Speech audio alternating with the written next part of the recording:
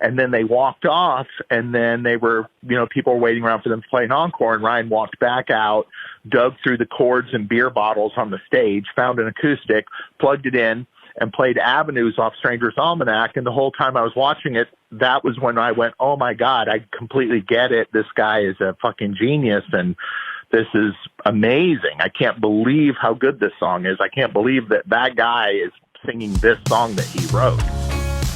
Hello and welcome to episode number 2 of the Zach Kuhn Show. Thanks for tuning in.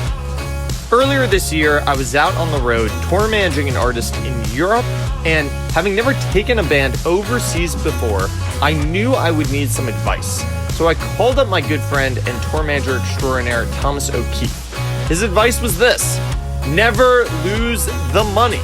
Everything else on the road can be forgiven, but if you lose the money, you are never trusted again. I thought it was good advice. I ended up not losing the money. And when I decided to start this podcast, I knew Thomas would have to be a guest. His stories from the road are like no other. So if you've ever wondered what it's like touring with some of the biggest artists in the world, then this episode is for you. Okay, let's dive in. Thomas, we are live on the podcast. Thanks for coming on. Yes, sir. How are you doing? I'm doing well. How are you doing? Very good. Very good. Can't complain given what's going on. I know. It's unbelievable. You hanging in there? Yes, it's unprecedented. This is just unlike, I have a 12-year-old daughter, and I had to explain to her, this is nothing like this has ever happened before. Right. Not in our lifetime. Not in our lifetime. Not in our lifetimes, right. Unbelievable. Okay, so I want to dive right in. How do you meet Ryan Adams for the first time? How did I meet Ryan Adams for the first time? I was living in Raleigh, North Carolina in 1996, and I was tour managing. The first band I ever tour managed was a band called Lustre, Lustre. They were on A&M Records. In the spring, summer, fall of 1996, I was out with them.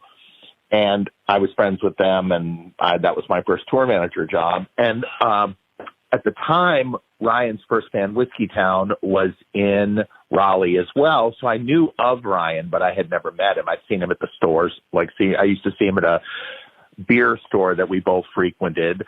But his manager, Chris Roldan, needed to hire a tour manager that lived in Raleigh because the band Whiskey Town was based in Raleigh, and Chris Roldan and his partner Jenny Sparandeo both lived in Austin, Texas. So they really needed somebody on the ground. So quite honestly, I probably got the job because I lived in Raleigh. So that's where they called me in spring of 1997, and that's when I got the call to tour manage them, and then that's when I met the band and met Ryan. So give a little context to my audience. What was the alt-country scene like in Raleigh? I mean, now looking back, it sort of is a scene that you could compare to like Greenwich Village in the 60s, but what was happening at the time in Raleigh with alt-country, and why was Whiskey Town such a significant band? Well, the alt country scene in Raleigh in the mid '90s. Raleigh was a small town, it was a small college town, but Raleigh is one of those strange towns that's akin to like Dallas Fort Worth or Minneapolis St. Paul, where there's Raleigh, Durham, and Chapel Hill. You could live in Durham and I could live in Raleigh, and we would live two separate lives in two separate towns. The only thing we would really share is the airport. So, but in that town, in Raleigh-Durham, you had a town basically the size of Nashville, but you had 3 Vanderbilts there. You had NC State in Raleigh, you have Duke in Durham, and you had University of North Carolina in Chapel Hill. So it was a huge college town, and there was a huge music scene, and lots of people lived there, and lots of bands just happened to be from there. I mean, right at the mid-'90s, you had Whiskey Town was from there. You had the Squirrel Nut Zippers, which were a huge band for a minute. You had Cry of Love was from there. You had Superchunk, which is the indie rock band that still exists today, that was from there. And I'm sure I'm leaving a few out, but Ben Folds 5 was from there. So there were quite a few. My guys in Lustre were from there. But Whiskey Town was it was pretty easy to figure out very early on. Like after seeing them once, I was like, oh my God, this guy, Ryan Adams, is an insane genius. Even, when I met him, he was 22 or 23 years old. And did other people feel that way? Like, was he bubbling under the surface, or like, who was thinking that he was such a genius? Well, I mean, you have to remember that any time, I was from a band in Charlotte called Anti-Scene that still exists. And anytime, you're in a band and in a town, there's people who are going to be, a lot of any of the negativity is just envy. Oh, screw those guys. Why did they get to do this? My band's better, blah, blah, blah, that kind of stuff. So, there were people in Raleigh that disliked Ryan and disliked Whiskey Town, but I honestly think most of it was rooted in envy because Ryan was an amazing, is an amazing songwriter. And if you were paying attention, it was very obvious very quickly. So a lot of people were envious of that. And of course, as soon as he had a manager and as soon as he started fishing around for a record deal, it didn't take long for that to happen. Okay, so you get the call to tour manage him, and I just read your book, and there's the story about you go over to his place, and that's the first time you meet him, right? You go over to his townhouse, and he's an absolute mess. I mean, first thoughts when you meet the guy, what are you thinking? Well, I mean, he's like, I think they've hired me to babysit him because, I'm going over to his apartment. There was, I lived on one side of NC State and he lived on the other a couple miles away, 2 miles away.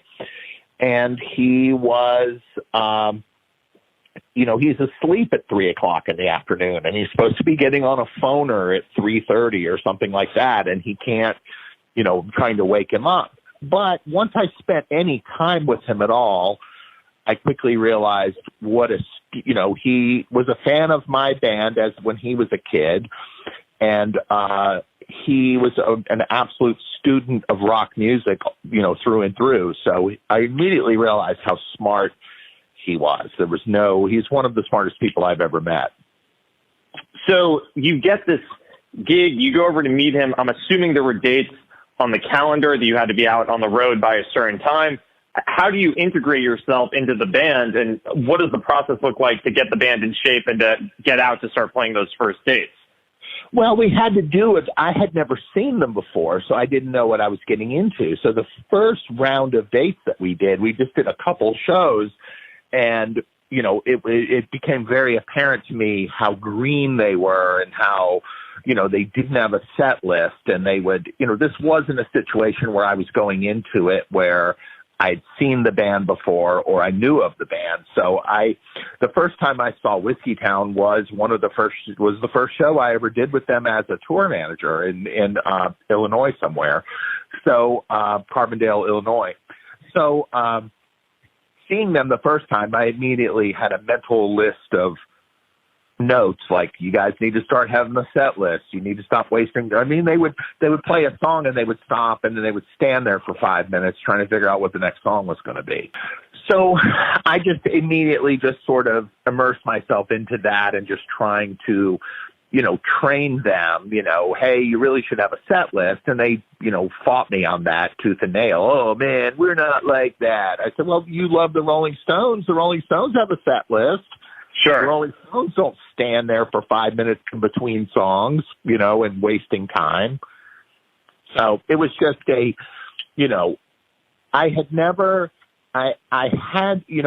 you're on tour with a band, when you give them per diems, which is essentially lunch money. So if we're out on tour, even with a bigger band, everyone gets paid a per diem. So they have a certain amount of money that they're getting paid every day. So they have food money. And normally, nowadays, the per diems, they just put it in your paycheck. But back in those days, it was always given in cash. And you usually give everyone their per diems once a week. And I had to give them their per diems every day because they weren't fiscally responsible enough to not take their week's worth of per diems out to the bar and piss all the money away. And the next day they're starving to death and they're broke. Unbelievable. Okay, there's so much about Whiskeytown that I want to dive into, but let's go back for a minute. So you're working out of Raleigh right now, but are you from Raleigh originally? No. I grew up in Connecticut, and then my family moved to North Carolina when I was a teenager, and I grew up in and around Charlotte, North Carolina, and that's where I played in my band Anti-Scene they still exist, and they're from Charlotte. And then in 1996, I got the job offer to tour manage Luster, which was a band that I actually was almost a member of. They wanted me to be the bass player. Thank goodness I became the tour manager instead. And then I moved to Raleigh at that point. So I was living in Raleigh, North Carolina from 96 on. So you and I, through many conversations, have always talked about our mutual love of punk rock. How'd you get into punk rock? Who turned you on to it? My friend Jeff Clayton, who's the singer of Anti-Scene, he was really one of the first punk rock dudes I ever met in the very early 80s. And, he's definitely the first person I ever knew that listened to that stuff. And he immediately turned me on to all that stuff in like 82. And then I was always loved all that stuff ever since. And then were you already a guitar player or a bass player? How did you? No, I just started playing at that point, basically. And me and him started a band on the side called Jeff Leopard, which turned into my band Judas Bullethead, which still exists. And we played a couple shows last year, actually. Judas Bullethead has played like 8 shows in our whole 35-year career. And we have 3 7-inch records out. You can find them on eBay, but every once in a while, one will pop up. But they're super limited pressings, and they're pretty hard to find. But so we did that, and then I played bass guitar in Anti-Scene from 1988 up until 1995. Okay, so what's the first time when you really hit the road? Which band is that with? With Anti-Scene. The first show, when Anti-Scene had been together for 5 years, and they had never played 2 shows in a row, consecutive nights, like on tour. The first Anti-Scene tour we ever did, we left Charlotte on Saturday morning. We played Myrtle Beach Saturday night. We spent the night. We played Charleston, South Carolina Sunday afternoon, and then we drove home. And at this point, you're actually playing in the band. You're not tour managing the band. Yeah. You're playing bass. But I booked all the shows. We used to book a lot of shows, and I would book shows like a week's worth of dates up to the Northeast. We'd play like CBGB's, Pyramid Club. Okay, how'd you book the shows? How'd you know who to call and what to do? I sat on my phone. There was no internet, and there was no nothing. This would have been like 1988, 1989. I would look at the map, and I would say, okay, we're playing in Charlotte today. On the way up to Boston, we need to play in Washington, D.C. Then I would call a record store. Some kid would get on the phone. Hi, School Kids Records. Hey, is your manager in? Yeah, sure. Because I was trying to get the older person on the phone. Then I would get the manager of the record store on the phone. Hey, man, I'm in a punk rock band, and we're on tour. Where should we play in your town? And then the guy would usually tell me, hey, you should play this place, don't play that place, blah, blah, blah. And because, this is like the old-fashioned way of Googling something. You would just call somebody and hope to get somebody on the phone. And I would make a zillion phone calls and eventually book, 8 or 10 shows that way. Now, of course, in the bigger cities like New York City, we knew we wanted to play. We played CBGB's, or we played the Pyramid Club, or we played Maxwell's in Hoboken. But in the how hard was it? I mean, we look back and there's so much aura and history to CBGB's. At the time, was it competitive to book, or if the date was open, could you basically grab it?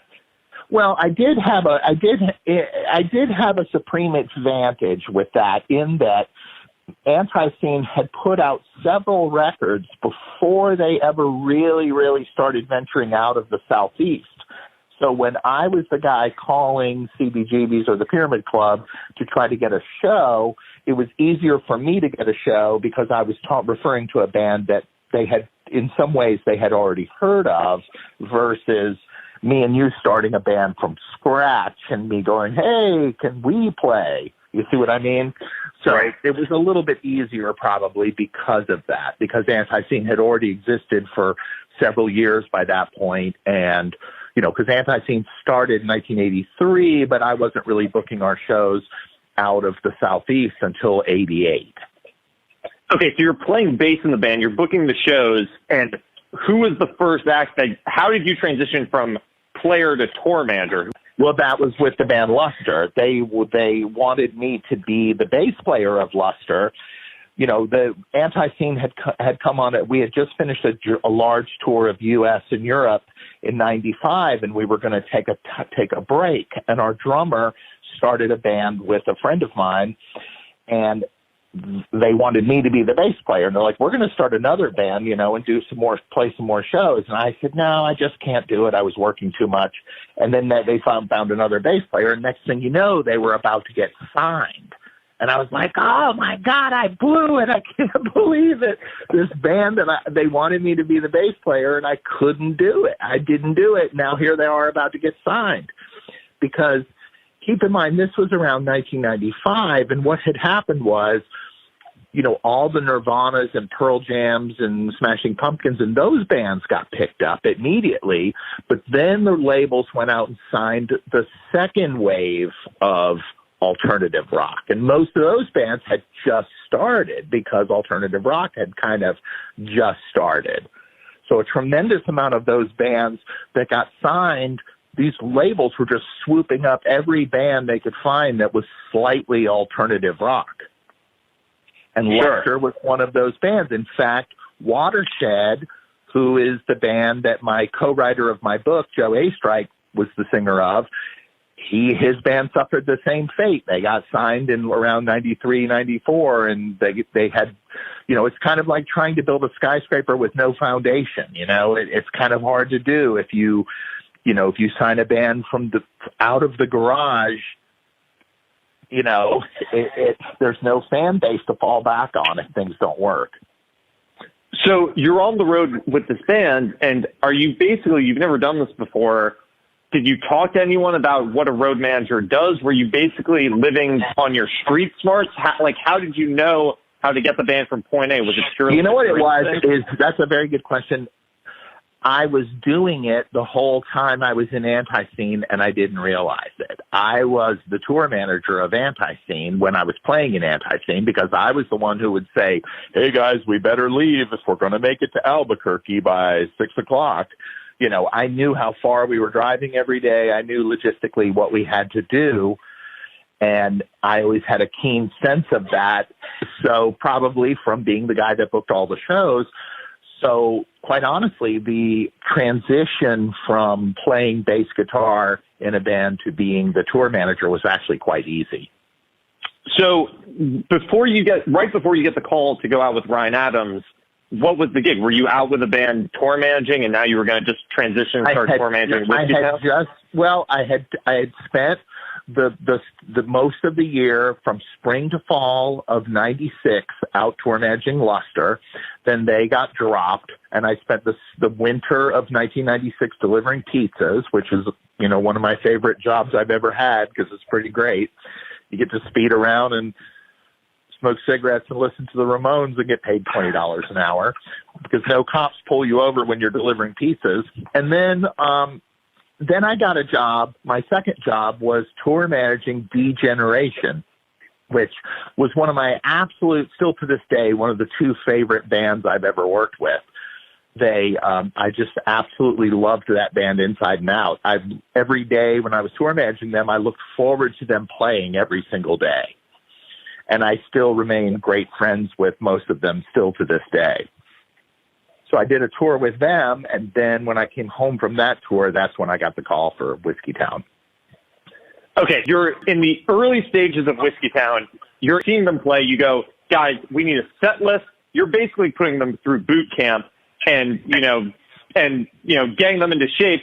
You hit the road for those first couple shows, and I just read the book, so I kind of know what happened. But tell my audience, like what happened on those first couple of shows with Ryan and the band.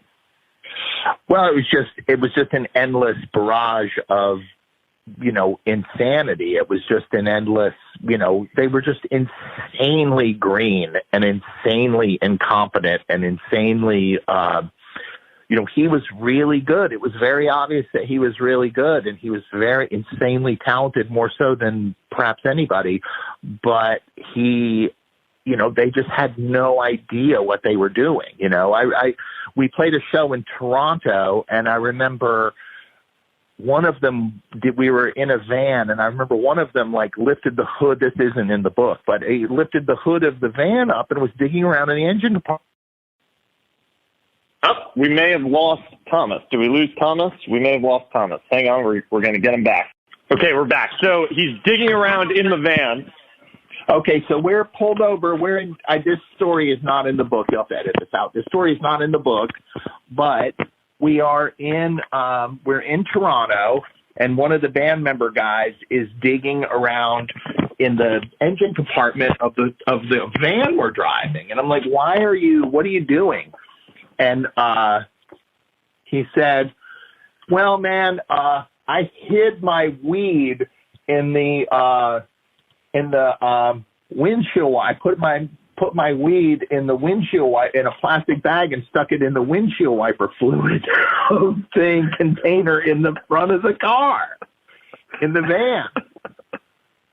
I was just like, dude, you can't do that. Why? First of all, you didn't even tell me you were doing that. Did I lose you again? Okay, there it is. Yep, I got you. I can hear you. So, do you want me to start that? Do you want me to do that again? No, I got that piece. So, okay, so they're very green. Ryan is such at times it seems like he could be such a rebel, and at times he could just be a very innocent kid. Looking at you, it's your job to boss him around and get him places on time, and he's like a little punk rock kid. Was he responsive to you? What was the relationship between you and Ryan? Well, at that time, I would always say this. I benefited by the fact that, Ryan was a 12-year-old kid listening to Anti-Scene and buying our records when he was a kid. So he knew that I came from a valid place in his mind because, he knew that I was this guy that played on these punk rock records. So I must be valid. So I had a higher percentage of success with him than maybe somebody else would at the time. But that's not to say that I had a 100% range.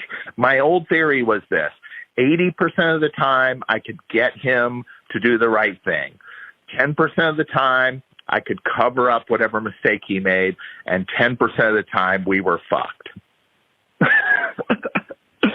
Okay, so you're playing these shows, you're doing these warm-up shows to get ready to go on the Stranger's Almanac tour. Stranger's Almanac was their second record, the first one on Outpost, Geffen. You're getting ready to go on the Stranger's Almanac tour. Finally, you hit out on the road, and you're in a van at this point. Or were you in an RV doing these shows?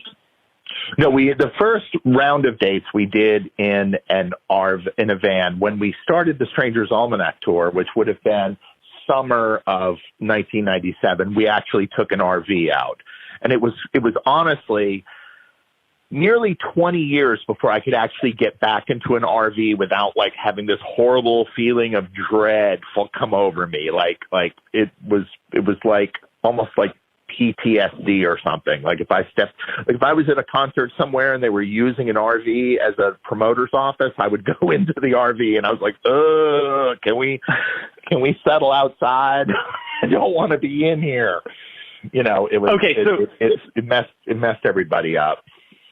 So how many of these Whiskey Town shows would you say are going great or are total train wrecks? What percentage? Well, there's a percentage. I would say, I'm not sure I can't remember what I said in the book, but basically about 10 to 15% of the shows would be a life-changing, renew your faith in music and humanity type show. You walk away from it and you can't believe how good it is. I would say 15% of the shows were that. I would say 70% of the shows were either them just phoning it in or just half-assing it, for lack of a better word. And then I would say 15% of the shows were some sort of punk rock shenanigans, ruining the show, pissing everyone off, you know, that sort of thing, which I was always conflicted with those shows because I would watch him do something like destroy the show and piss the audience off. And I was like, God, this is awesome. You know, the punk rock guy in me loved it. And then I quickly realized, oh shit, I'm the tour manager. I also have to go try to collect the money from this guy who's going to be super pissed at me in 15 minutes when I go in there and try to collect the money for a show that lasted 25 minutes. Okay, so give us an example of a show that was a total train wreck and one that was just sublime, like you were saying. Well, I mean, you know, the one that would be the one that really inspired me is that, or the one that I would say made me realize how great a songwriter he was, is they played a show for the album release show of Stranger's Almanac. It was at the brewery in Raleigh in I think June, July of 1997. And right around the time that album came out, might have been a little bit later. And they came out, they played, they half-assed their way through the show. It was sort of uneventful. And then they walked off, and then they were, you know, people were waiting around for them to play an encore, and Ryan walked back out, dug through the cords and beer bottles on the stage, found an acoustic, plugged it in, and played Avenues off Stranger's Almanac. And the whole time I was watching it, that was when I went, oh my God, I completely get it. This guy is a fucking genius, and this is amazing. I can't believe how good this song is. I can't believe that guy is singing this song that he wrote. You know, but when he started the song, I was like, oh God, they just blew this show. And then 2.5 minutes later, I realized that his career was going to last as long as he wanted it to. Okay, what was not the show necessarily true today, but yeah, right. It's a little last year. Past its prime, but at the time, yeah. it looked good. Yeah, at that time, 2.5 minutes later, I was like, wow, this guy can do whatever he wants to do with the rest of his life if he wants to do it, because he's that good. Now, for a show that I've seen him ruin, there was a show in Aspen, Colorado, and we stepped off the bus, and it was cold, it was wintertime, and they gave us, I remember they paid us either $1,000 or $1,500. I can't remember, but they paid us 3 hotel rooms. And the 3 hotel rooms were far more valuable than the $1,000 was, because, you know, getting a hotel room in Aspen in the middle of ski season is pretty difficult to do. So we woke up that morning, we got off the bus, and he immediately looks up, and we're right in the middle of downtown Aspen with the ski slopes zooming over our heads. And he goes, what are we doing in a ski town? And he's super pissed. I'm like, dude, you've known for 2 months we're playing Aspen, Colorado. He had no idea that Aspen, Colorado was a ski town. So we go inside. He goes, just let's cancel this show. I was like, no, dude, we need these hotel rooms. So we all took our hotel rooms. We all got a great nap. I remember waking up at like 2 in the afternoon. I felt like $1 million. We go over to load in. We go to sound check. He sound checks. He goes, tell that guy, the dude from the club was from Raleigh. He was like, had gone to NC State. He was super stoked we were there, you know, because we were from Raleigh. And he goes, tell that Raleigh guy we're canceling the show. And I was like, no, man, we can't. We have to do the show. So that night we go back over to the hotel. We're walking from the hotel over to the show at like 10 o'clock at night.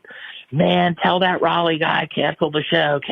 I'm not doing it. I said, man, tell him I'm sick. He knows you're not sick. He watched you sound check. Come on, dude. We've already used the hotel rooms they've given us. Just play the show. So we go into this place, the Double Diamond. It's still there. And, there's like 200 people there. Kevin Costner, the actor, is there. And Ryan walks up. They start playing. He plays like 3 songs, and then he turns his Fender Twin Reverb up to 15, hits the Echoplex, and just turns on every single pedal on his guitar. and just lays down on the floor. And the whole room is just swirling like, and it won't stop. And he's like laying on the floor, hitting the E string, detuning it, going, blah, blah, blah, blah, blah, blah, blah, blah, blah, blah, blah, blah, blah, for 25 minutes. It seemed like 25 minutes, 25 minutes. Like, imagine if you took an electric guitar in your living room and handed it to a 2-year-old kid and just let him bang on it for 25 minutes. That's what this was. So the band walks off stage and goes to the bar. Ryan just lays on the stage for 25, it seemed like 25 minutes, actually 25 real long minutes. We shut the PA off. It didn't matter because the amp was so loud. And he just laid there and did this for 25 solid minutes. About 3/4 of the audience left. And then, including Kevin Costner. And about 25 minutes later, he just sat up and he stood up and he retuned his guitar and started playing the next song. And then the band walked out on stage and they finished the set. And how was the second half of that show? Oh, it was just fine, but there was nobody there. Everybody nobody left. there. So at the end of the night, I had to go collect the money, and the guy was so pissed at me. I thought, when this doesn't happen to me too often, but when you're in a situation where you really think someone's about to punch you, and you're thinking, okay, he's about to take a swing at me. I'm going to move my head this way so I don't get punched. I mean, right. That's what I thought. That guy was going to punch me. I really did. Hey everyone, thanks for listening. Hope you're enjoying the episode. Some of you may know that I run an email newsletter called the Nashville Briefing. It comes out 3 times a week, and it really gives you a front row seat to everything happening in our industry. So if you're interested in learning more or subscribing, you can go to NashvilleBriefing.com. Okay, back to the show. Okay, so there's a moment in the Stranger's Almanac tour, which is sort of like a sacred moment for all bands, where you go from the trailer or the RV and you end up going to a bus, and you hire a bus driver and you bring on an extra crew member. What was the moment where, as the tour manager, you were able to look at the big picture and say, guys, we need a bus? Well, it's because it was because they had a 6 people in the band. So mathematically, it starts to make sense. When you have 6 people on stage, and a couple of them are girls, that's 4 or 5 hotel rooms. So when you start to look at the van versus 2 hotel rooms, that might not work. But you start to look at the van versus 4 or 5 hotel rooms, it starts to make sense. So that's where, we just kind of pushed the argument to where we would eventually. That's how most bands, most bands start in the van, and then they have the van and trailer, and pretty soon, or they get the Sprinter van nowadays, and then they push it up to being in the bus with no hotels, and it just escalates from there. Okay, so then you have the really hard task, which is always difficult from bands, is going from the bus back to the van or back to the Sprinter, which you end up doing when the band goes out supporting John Fogerty. So what's the conversation when you tell the band, guys, we're in this luxurious bus, but Ryan Adams, guess what? We're going back to the Sprinter. Well, actually, that was my idea, and it was initially a good idea, I thought. What happened was we were doing a tour the summer of '97, and we were opening for Fogerty. And it was the first time that Fogerty was playing all the songs from Creedence Clearwater Revival. He was playing basically the Creedence greatest hit set. But that's not a big deal now because he's been doing it for years. But this was the first tour where he was doing that. He had kind of resolved all his problems with that whole camp, and he was up there and he's playing the set you wanted to hear, which was the Creedence greatest hit set. And so we were opening for him, and Ryan was living, half the time with me and half the time with his girlfriend in New York City. And the bulk of the tour was in New England and in the East Coast. So after I kind of looked at the dates and thought it through, I said, hey, listen, I sat them all down at practice one day and said, I know this may sound crazy, but we should consider the idea of doing this tour in a van. And what would happen is we would, the first week of it's going to suck because we're going to be in the van and we're going to be riding around. But then after that, we could just simply stay in New York City and just sort of hub out of New York City for nearly 2 weeks. And of course, Ryan was interested in that idea because him hubbing out of New York City meant that he was able to go every single day. We had a lot of days off, so we'd do a show in Poughkeepsie, and then we would just leave and go back to New York. And we were, keep in mind we were opening, so we were done every night at 8:30 or whatever time it was. So we would get in the van and drive from Poughkeepsie back to New York, and then we'd have a day off or 2 days off, and we would keep going and keep going. And so that's what put us back in the van. So, the thing about it is, it doesn't, there are times you use the method of transportation that makes the most sense. It doesn't matter what band it is. I mean, even me nowadays, I would use, sometimes the van is the quickest thing to do. Sometimes the bus is the quickest thing. Sometimes the Gulfstream jet is the thing. It just depends on what makes the most sense. Okay, I want to move on because there's so much to talk about, but I encourage everyone to read Thomas's book, Weighing to Derail, for the full story. I mean, how did you decide that you wanted to write a book about the band? Well, I had always thought that I would do it because I sort of felt an obligation to do it.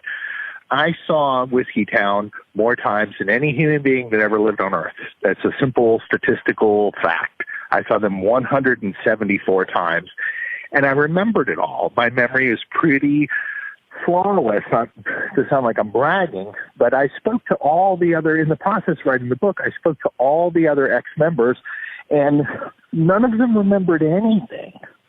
It was more than 20 years ago. And if I had not spoken to anyone else, the book would have been 97% the same book. So I remembered everything. I had all the stories. And, if I fell over dead, that stuff would be lost in the wind. So it was an important period of time about an important artist in the infancy of his career. So I was the person who was the only person who could really write this book because I was the only person that remembered everything and saw it all. And so I felt somewhat of an obligation to do that. And how did you know how to write a book? Have you ever written a book before? No, no, of course not. I mean, I co-wrote the book with my friend Joe Astrike, who was the singer of the band Watershed. Joe Astrike previously wrote a book called Hitless Wonder, which I would highly recommend. That's the story of his band Watershed and then getting signed. It's around the same time period of the mid-'90s. But I didn't do it. I didn't write. I mean, I'm donating the money from the book to a women's shelter in Raleigh because the story happened in Raleigh. So I figured any money that got paid off of it should just go back to Raleigh. So I wasn't doing it for the money. I was just doing it because I felt like the story needed to be told. How does your time with the band end? What happens at the end of the story with Whiskeytown and you? Well, I mean, it's just the band ceased to exist. Ryan, at that point, they had made a third album and it didn't come out till years later. And Ryan was keen to start a solo career, and he moved here to Nashville and lived here for a while. And then that was the start. The end of Whiskeytown was the start of his solo career. So there wasn't, my job tour managing Whiskeytown ceased to exist. At that point, I started tour managing the band Train, from the band that's famous for Drops of Jupiter, Meet Virginia, Hey Soul Sister. Okay, so how do you get the call to go out with Train? Well, keep in mind, Train, it was the same person that called me about Whiskeytown. Keep in mind, Train actually opened for Whiskeytown at the Whiskey in September of 1997 after the Fogerty tour. So I saw Train as an opening band back then, so this wasn't that long. What was only the first tour I did with Train, we were playing, it was the first tour where they were headlining and playing like 300 to 400 seaters on their own.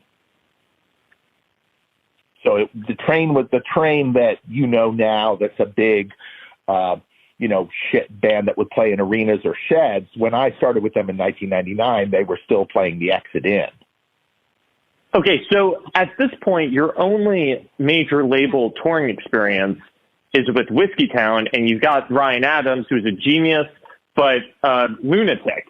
When you transition to now you're out with Train, like what had you learned out with Whiskey Town? Did you realize that actually the tour managing thing is not that difficult? Or what was the transition? Well, the transition was punctuality, because I remember being in New York City. There's a scene in the book where I'm in New York City. I just started with Train. I come downstairs to the hotel lobby at like 5:30 in the morning, and I come at like 5. Lobby call is 5:30. I come down at 5:32, and they're all sitting there, and they're looking at their watch like, "Hey, where have you been?"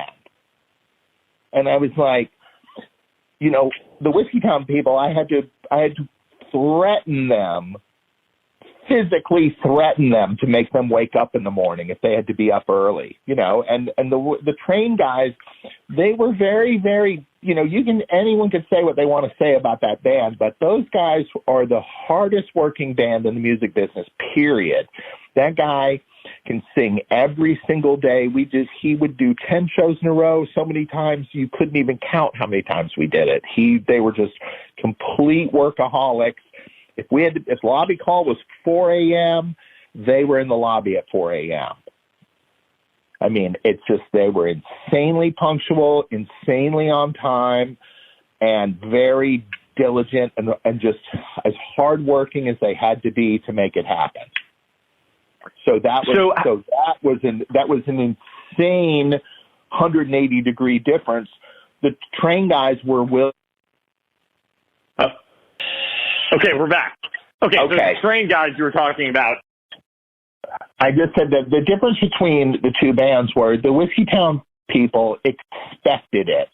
They felt like the world owed them everything they had. The guitar player told me once, not Ryan, but the other guitar player in the band told me once, he said, the only reason our label signed us is they needed a cool band on their label.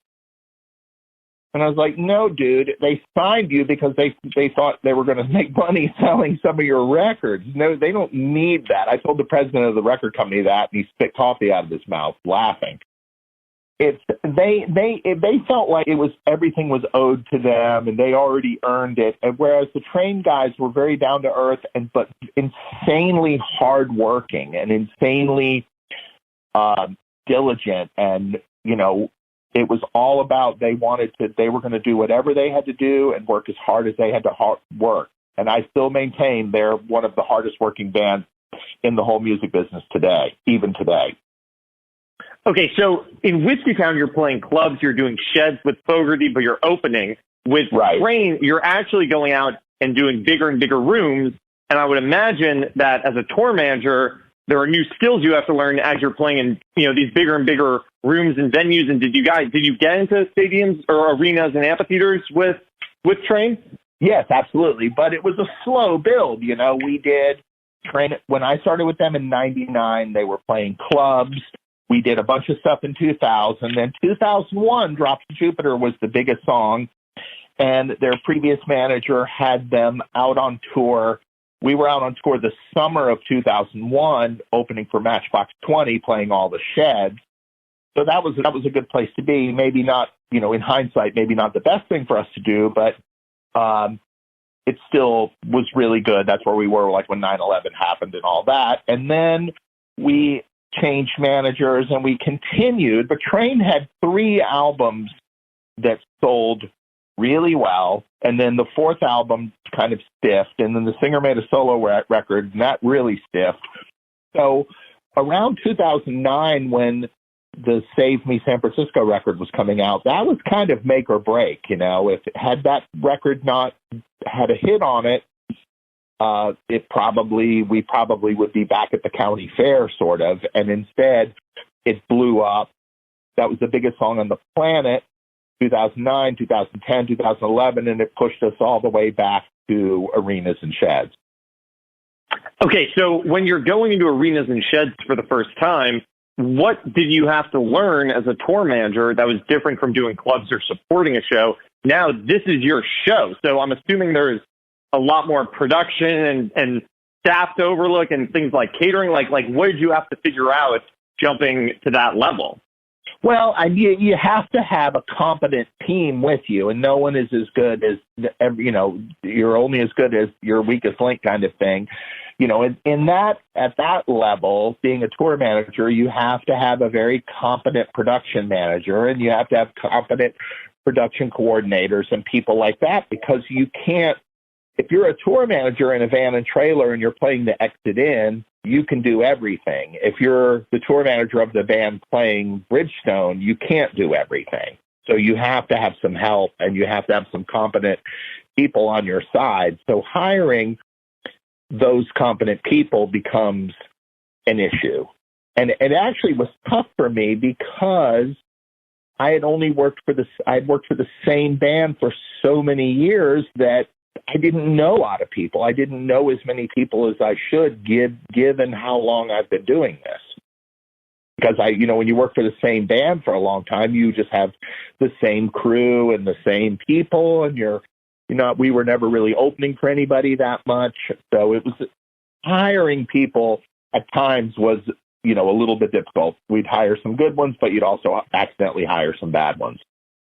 Sure. Because everybody promotes themselves in a way that may or may not be true. You know what I mean? Like, I hired a production manager once for Train years ago, and this guy was so far in over his head, it was ridiculous. But he took the job. And I think that's a horrible mistake. I remember right after Whiskey Town, I got offered to tour manage Kid Rock right around the time of, right when his first single was exploding. He was just huge and all over the place. And, he was full blast, living that life. And I knew that if I took that job, that I would get chewed up and spit out in about a week. So I did not take the job because I knew that I wasn't up to it, and I think that's an important lesson. I think you have to know when to say no. If somebody called me today and said, hey, do you want to be the production manager for the Rolling Stones Stadium tour? I would say no. I'm not a structural engineer. I don't know if the water pipe underneath Vanderbilt Stadium is going to collapse when I put the stage in there. You know what I mean? I'm not an engineer. You have to have an engineer do that. Now, if they said, do you want to tour manage XYZ band? Sure, I could do that. But... And if you got the call to tour manage the Stones, would you go out? My dream job, quite honestly. I have my job I have right now. I tour manage Weezer nowadays, and I love them, and they're one of my favorite bands, and they're great guys, and we have a great time, and I'm as happy as I could be with that job as I am with any job. In the back of my mind, my dream job would be to tour manage Cheap Trick, only because they're my favorite band from when I was a kid. But fair enough. I'm as close to that as Weezer was my favorite band 25 years ago. I wasn't really a kid 25 years ago, but that's probably as close as I'll get. Right. Okay, so how do you end up in Nashville? Well, I actually quit Train in 2012, fall 2012, and I took a job at a management company here and worked as a manager for about a year and a half, and then that management company folded. So I went back to work as a tour manager because I found myself, first of 2015, I found myself unemployed, which is really kind of weird. So I tour managed Sia for a little bit, and that was great. She wasn't doing a lot of stuff. When you were at the management company, were you working with any acts that are still around? Yeah, or I was working with Ashley Monroe and Striking Matches were the two bands that we worked with. And I think Ashley's still around. And Striking Matches, so they're both bands are still around. But the management company went out of business, And then I went back to tour managing, and then I tour managed Sia for a while. And she did just a few things here and there, did SNL with her and some other stuff, and then the Grammys. And then I tour managed Third Eye Blind, we did a tour with Dashboard Confessional, so I did that tour. And then I got the call to do Weezer. So I've done Weezer ever since, which has sort of been, kind of a part-time to three-quarter time job. So that's what enabled me to have the time to write the book a couple of years ago. Okay, so who gives you the call for Weezer? How do you get that call? It came from the same management company that I worked at. Okay, so you're out with Weezer, and then probably the three bands that you've been out for the most shows with are probably, correct me if I'm wrong, Whiskey Town, Train, and Weezer. So now you're out with Weezer, and what is the office persona, or what's the vibe on the Weezer tour versus Train and Whiskey Town? I mean, I don't know. I mean, I think that when you work with these, we're all grown, in the Weezer camp, we're all grown up, so I just think that, I think that's it's obviously far more akin to being like Train than it would have been like Whiskey Town, because Whiskey Town were a bunch of kids getting drunk. And with Train, it's, nowadays, I work with adults nowadays. So, there's just, we're busy and we do what we have to do and we knock it out, and that's it, really. It's pretty uneventful. Right. You wake up, you play the show, it goes smoothly, everyone's professional, and you're on to the next gig. Exactly. Yeah, we do. It's easy, much easier. It's just more like working with adults. It's like the difference between working with adults or working with children. Right. I think it's probably the biggest difference. Two quick questions. What's your favorite hotel in America, and what's your favorite venue in America? Oh, that's a good one. My favorite, that's hard to say, because my favorite venue in the world, Train played the Greek Theater in Taormina, Sicily, which is unbelievable, overlooking Mount Etna while it's erupting. It depends on what you're talking about. I love the House of Blues in Boston or the amphitheater in Mansfield, because my buddy Tim McKenna, who works there, who always makes every day super easy. So it depends on if you're talking about the staff, or if you're talking about the location, or one of those kind of things. But I don't know. I mean, I think that I don't really care for Red Rocks because it's so high up. You're out of breath that whole day, and it kind of sucks. But, the amphitheater tours are fun. I would just say a shed tour is probably the best, because, when you do a shed tour or an arena tour, these places were meant for that. We did an arena tour. We did an arena tour a year ago, and every day we were it was the Weezer and the Pixies. Every day we were inside. I never had to watch for thunderstorms and worry about shows getting canceled or postponed. The arena is the proper place for rock and roll. The lights look the best. It's not 100 degrees. There's air conditioning and heat. Look at AC/DC, for example, the greatest rock and roll band ever. They never did a shed tour in the U.S. Never.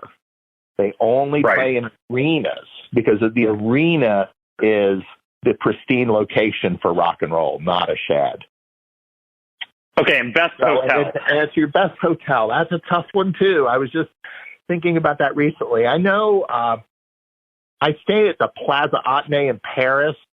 The last time I was in Paris, it's the hotel that Jack Nicholson is looking for Diane Keaton in Something's Gotta Give. It's an amazing, amazing, amazing hotel. I loved that. But in terms of U.S. hotels, I don't know. There's so many good ones. It's hard to pick. You know what? One of my favorite U.S. hotels is the Waldorf Astoria in Chicago. That's an amazing, amazing hotel. Wow. Okay, but so if you'd asked me that question in the Whiskey Town days, I would have just I would have told you that Super 8s are way better than Motel 6s, because they have more stable channels. So it just depends. So you're out with some, household massive acts. You're doing arenas. any moments where you've met an idol on the road or someone you've admired has come out and played with the band? Like any situations where, or here's my question, like, are you numb being around these rock stars, or is there anyone that you're around where you actually go, that's actually pretty cool, I looked up to that guy since I was a kid?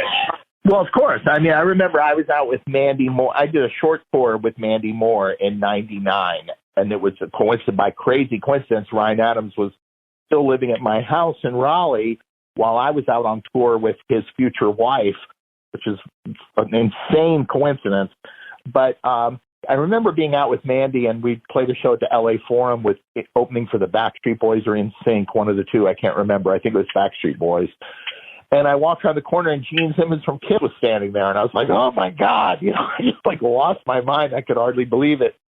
So, you know, every once in a while you'll meet somebody that is like that. But, you know, I don't know. I mean, to me, all of my favorite, you know, Paul Simon from Simon & Garfunkel said, the music you listen to when you're 18 is what you listen to the rest of your life.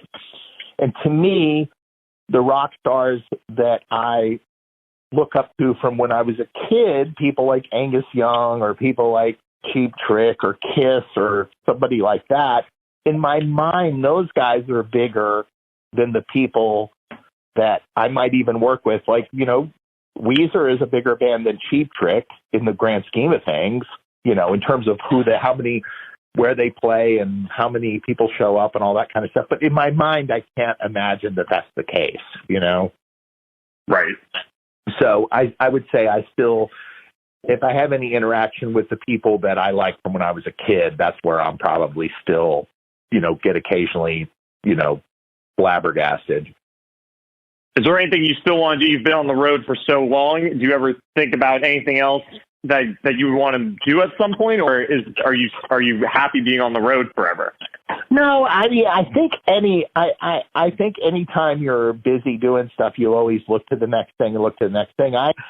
I don't know for sure how much longer I'm going to keep doing this. I might keep doing it forever. But I have enough time and opportunity. I might write another book someday. I might manage a band someday.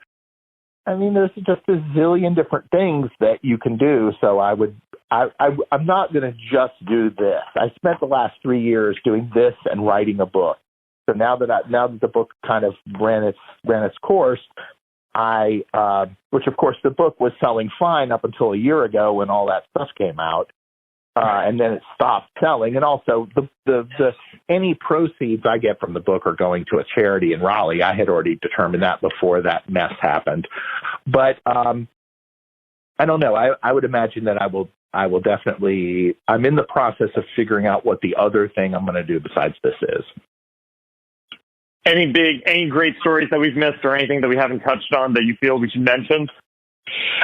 Well, I mean, I think that, I think there's a lot of stories in the book that are pretty ridiculous. I don't think the book is really you read it, you tell me. I don't think it's really like a negative, nasty, time capsule about Ryan Adams or anything. I think it's more, to me, the book is more the story of this young genius and the first handful of people who figured it out, you know, because I'm no different than anyone else. I just figured I knew Ryan Adams was a genius in 1997. I'm not surprised that his career exploded like it did. I am, of course, surprised about the events that happened in the last year, but where now his career is, you know, temporarily on some kind of hold. But I was never surprised that he was going to be successful, because I always thought that I always thought of him as he's a genius. He's just a genius that I know. So I wasn't surprised by that, but I didn't think, but the book in a way is really more along the lines of this is the story of a young genius and the first people who tried to help him out and keep it going. It's not meant as a negative anti-Ryan kind of book at all. Right. It feels like it's a story between you and him, and you're kind of playing the older brother figure, maybe the Yoda figure, and he's playing, you know, Luke Skywalker, and and you're guiding him through the tour. It really is an incredible book. As someone I've always admired Ryan as an artist. It's hard not to admire the work, but I wouldn't say he's the artist I was listening to at 18. So he's not someone I looked up to, and I was surprised at how I couldn't put the book down. It was such an amazing story about that and about life on the road, and just it was such a rock and roll kind of the feeling you have watching Almost Famous when you go, man, it'd be fun to be in a rock and roll band. You read this book and you go, man, it'd be fun to be in a rock and roll band. Well, that's what it seems like. It would be fun. Until you're out there. It would be fun to be in a rock and roll band. That's right. That's what people always say. Until you get out there, and then it's anything but.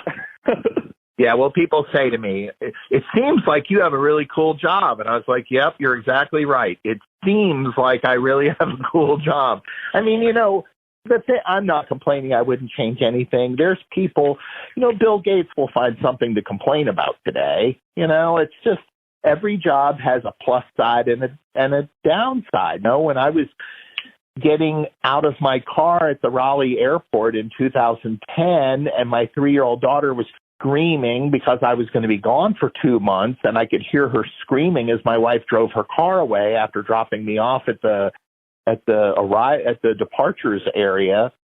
That sucks.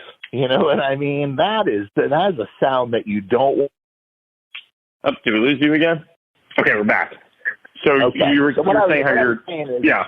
Every job has a good side and a bad side. Bill Gates will find something to complain about today. And I remember being in the Raleigh airport in 2010, and my wife's dropping me off to leave the house for 2 months, and I'm wheeling my suitcase away while I can hear my 3-year-old daughter screaming at the top of her lungs while my wife drives away because she knows I'm going to be gone for 2 months, and that sucks. They didn't tell you that when they sold you that guitar at Guitar Center. Hey, learn how to play this thing, and you're going to get to do all this fun stuff. They didn't show you that in the dirt. But so there's upsides and downsides to everything. I wouldn't change anything. I'm not complaining. But there are parts of this job that are amazing, and there's parts of this job that stink, just like any other job. So I know from knowing you for a while that you used to teach in a program through Catawba College, and you would teach about the music business and tour managing. When you're teaching kids about your job, is it something you can learn in the classroom? Like, what do you try to get across in the classroom setting about what you do? Well, I think there's parts of it that you can teach somebody. Some of this stuff is just, the thing about life, I think, is that to be truly successful, you have to pick a job where you are using your strengths and not using your weaknesses. For example, if you were I'm a terrible artist. Like if you wanted me to paint a picture for you, it would look like a 4-year-old. If I did it, it would look like a 4-year-old did it, right? So it's unlikely that I'm going to try to get a job as an album cover designer, because if you hired me to do it, no one would ever pay me to do that. I suck at it, and I would go broke if that was the career I aspired to. So I think in your career, you have to be honest with yourself and look in the bathroom mirror and say, I know I'm good at these things, and I know I suck at these things. So what job can I do that will enable me to use the things that I'm good at? And one thing that I'm good at, and I'm better than 99.9% of people, is if there's a problem and you tell me what the problem is, I can go, and I can give you the solution. And I can put the blinders on. I can solve the problem. I'm a problem solver. Give me the problem. I will think about it for 30 seconds, and I will come up with a solution and walk us through the whole thing. So I'm very, very good at that. So that's one thing that this job really requires. So luckily, I'm using the skills that I have, the things that I'm really good at, I am able to use them in this job. So I think that's really, really important, because everybody wants to be a singer, or everybody wants to be whatever it is they want to be. But if you suck at it, it's not going to work. You're just going to waste 10 or 20 years chasing after something that isn't going to work. So can you learn tour managing in a classroom, or, I mean, you have to get out and do it to really sort of... You have to get out. You have to get out and do it. You have to ride. I can teach you how to ride a bicycle, in a classroom, but you have to get on it and fall off of it a few times. And that's just, I mean, the advancing, the part of tour managing in terms of advancing shows, making phone calls, asking questions, settling shows, collecting the money, keeping track of money, all those, the paperwork portion of it and that portion of it, that can certainly be taught in a classroom. But I always said, if I was really going to teach a proper tour manager class, I would drive you and 3 other kids out in the woods somewhere about 20 miles from the airport. I'd pull over on the side of the road. I'd flatten 3 of the 4 tires of the car, and I'd throw your cell phone in the woods, and I'd say, I got to be at the airport in an hour. Get it done. Get it done. What would you do? You'd walk to the closest house and use their phone. Right. That would be a great course, actually. Maybe we could do that. But you see what I mean? You can't, because you have to teach. Now, I'm not 100% sure that you can be taught to think on your feet that quickly, but that skill and that ability to plow through the bullshit and get to the meat of the problem and solve the problem and walk through, the quickest way from A to Z. Most people look at A and they see Z so far away. Oh, I'm never going to get there. I'm never going to get there. But the quickest way from A to Z is to first walk from A to B and then walk from B to C. And it's a methodical march to the end. And you just have to be able to do that under supremely stressful situations where you have 10,000 people at a concert and there's a line of thunderstorms 30 miles away. What are we going to do? The show must go on. Show must go on. Me and the train singer had a system. There was a whole summer where we got hit by thunderstorms every single night. And we had a system. If he was on stage singing and he looked at me and I held my 5 fingers up, he knew that meant finish the song you're playing and play the 5 biggest hits left on the set list. Because I was watching the thunderstorm the whole time he was on stage playing. But see, here's the thing, is if he plays half the set list, everyone's going to be pissed because he's left off the songs off the second half of the set list. But if they play for 45 minutes and they play all the hits, everybody's going to run to their car and not care. Right. Well, Thomas, this has been an absolute pleasure. Thank you so much for taking the time. I know everything's a little bit crazy. I mean, as someone who makes their living on the road and tours are getting canceled now left and right, like the community that you're a part of, how are you seeing it affect, the people that you interact with every day? Everybody's doing the same thing. Everyone is doing the same thing everyone else is doing. They're all sitting at home wondering what's going to happen and wondering when things will get back to normal. And the truth is, I don't think anybody has the true answer to that. I know. It's just a crazy time. I wish I had it's an unprecedented time. This has never happened before. So what are we supposed to do? We're all just going to sit home and wait till things get back to normal, and hopefully things will get back to normal. And the good news is when it gets back to normal, everybody's going to be such a great sense of relief. It's going to be like the Roaring 20s all over again. Right. So hang in there if you're a touring professional. Hang in there. Wait through the storm. I think everybody's got to just. I think not just touring people. I think everybody in the world. I mean, who knows? There's in a week or two, there's going to be 40 million people not working. It's a mess for restaurant people. It's a mess for touring people. It's a mess for every bus driver is sitting at home doing nothing.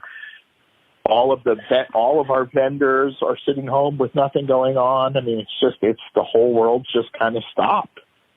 Do you interact with your team? Well, I don't know if you had dates planned during this specific time, but do you interact with your team on a day-to-day basis, or is everyone sort of in their own space? No, what does it look like? I try to keep my crew, my core crew, which is about 17 or 18 people. I try to keep them constantly. I'm updating them every few days when I find out anything different. But So far, it just seems like everyone is just taking everything and just pushing it, kicking the can down the road a little bit and trying to, get it, the people that had shows in February or March or April are pushing them into the summer or pushing them into the fall. So I don't know what's going to happen. Right. Unbelievable. I imagine we'll all know a lot more in a couple of weeks. Well, Thomas, thank you so much for taking the time. If anyone finds themselves at a Weezer show, keep in mind that Thomas is probably there working backstage, moving everything along, making sure it works like clockwork. And we appreciate you doing so because you're bringing music, the gift of music, to places where it's needed. So thank you so much, Thomas. We really appreciate you taking the time. All right. Well, thanks so much. Thanks so much for listening. If you enjoyed what you heard, you're in luck because we've got new episodes coming out every single Tuesday. Next week, we have an incredible episode with Joe Galante, the former head of MCA and Sony Music Nashville. The stories he tells about working with artists like Waylon Jennings, Brad Paisley, Kenny Chesney, and signing the Wu-Tang Clan are going to blow your mind. I'm so excited for you guys to hear this episode. Please tune in. The Zach Kuhn Show is mixed by Sam Heyman, and our theme music is by Justin Johnson. Massive thank you to Thomas O'Keefe for taking the time to let us talk with him. This episode literally would not have been possible without you, so thank you, Thomas. Lastly, if you want to keep up with us and everything we're doing, you can go to NashvilleBriefing.com to subscribe to our newsletter, and you can also follow us on socials. Everything is at Nashville Briefing. Thanks again for tuning in, and we'll see you next week. Bye.